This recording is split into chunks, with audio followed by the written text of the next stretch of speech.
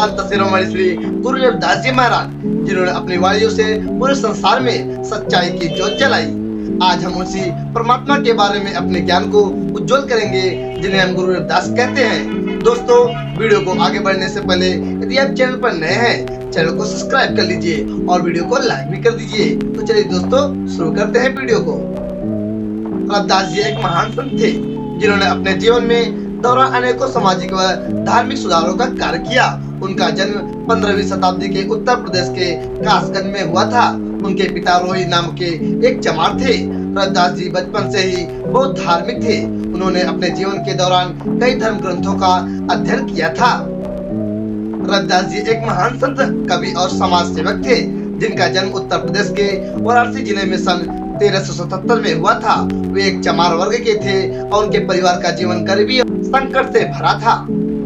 बचपन से ही रविदास जी को धर्म और आध्यात्मिक विषयों में रुचि थी।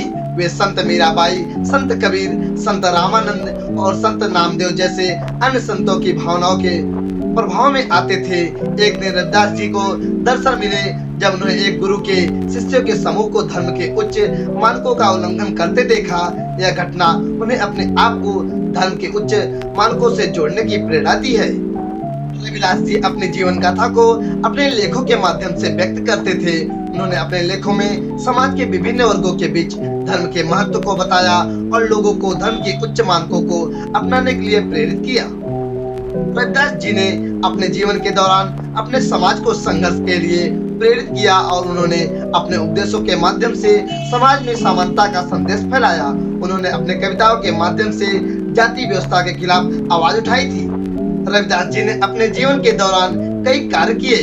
उन्होंने चमार समुदाय में शिक्षा के लिए अपनी मेहनत की। उन्होंने अपने समाज को स्वच्छता के लिए प्रेरित किया था और उन्होंने अपने समुदाय के लोगों के लिए अस्पताल खोला था। रविदास जी के उपदेशों के आधार पर बुद्धि और ज्ञान की महत्वपूर्ण बात करते हुए उन्होंने शिक्षा के महत्व को बताया और अपने समाज के लोगों को शिक्षा के लिए प्रेरित किया।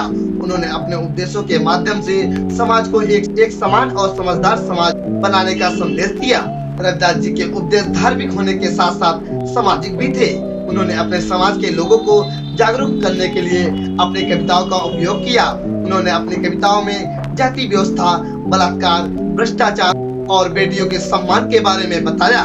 उन्होंने लोगों को उनके अधिकारों के बारे में जागरूक करने का संदेश दिया और समाज में समानता का संदेश फैलाया। रविदास जी का जीवन एक अद्भुत उदाहरण है, जो हमें समाज की समस्याओं के साथ साथ धार्मिक जीवन के महत्व को भी समझाता है।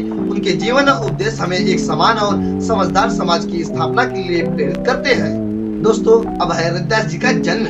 रविदास जी को पंजाब में रविदास कहा, उत्तर प्रदेश, मध्य प्रदेश और राजस्थान में उन्हें रविदास के नाम से ही जाना जाता है। गुजरात में और महाराष्ट्र के लोग रोहिदास और बंगाल के लोग उन्हें रोहिदास कहते हैं।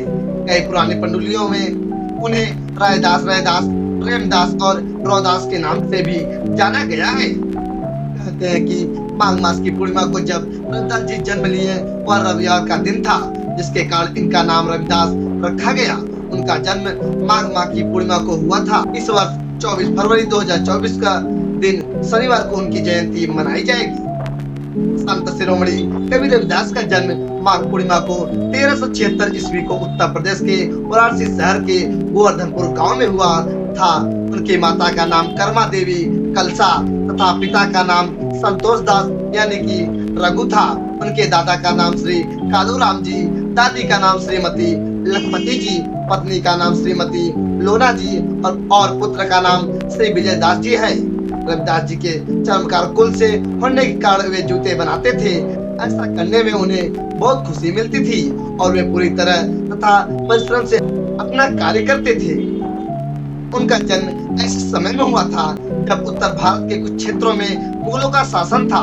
चारों ओर अत्याचार, गरीबी, भ्रष्टाचार व शिक्षा का बोलबाला था। उस समय मुस्लिम शासकों द्वारा प्रयास किया जाता था कि अधिकांश हिंदुओं को मुस्लिम बनाया जाए। संत रविदास की ख्याति लगातार बढ़ रही थी, जिसके चलते उनके लाखों भक्त थे, जिनमें हर जाति के लोग शामिल थे।